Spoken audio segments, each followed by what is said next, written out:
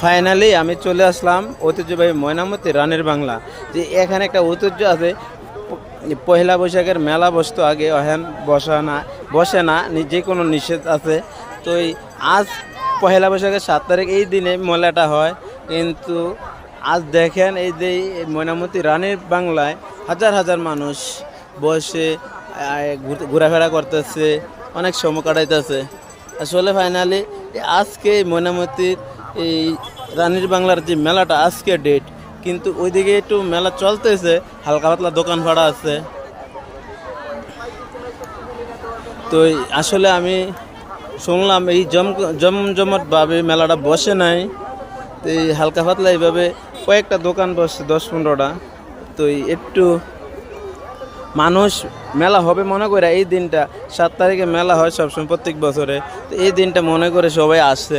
এই বাইক যাদের রাইখা বৈশা রেস্ট নিতেছে, এই ঘোরাফেরা করতেছে, এই একটা আনন্দ করতেছে। এটি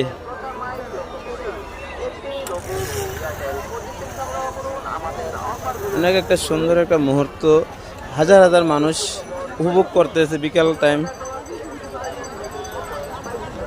আসলে যে আমাদের ময়নামতি রানীর বাংলা বুড়িচুং কুমিল্লা এত সুন্দর একটা মাঠ, আসলে এখানে আসলে এত সুন্দর পরিবেশ, মাঠ, মুগ্ধ হওয়া, নিরিবিল পরিবেশ, এই জায়গাটার পরিবেশটা অনেক সুন্দর।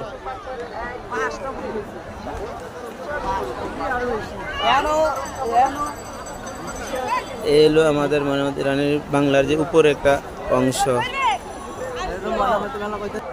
যে উপরে দেখেন একটা অনেক সুন্দর পাহাড়ের মতন বাড়িঘর, না রাজা বাদশাহর বাড়ি ছিল এক সময়, জানি না কী কারণে ধ্বংস হয়ে গেছে। তো এই রানীর বাংলাটা অনেক সুন্দর, এখানে অনেক মানুষ আসে।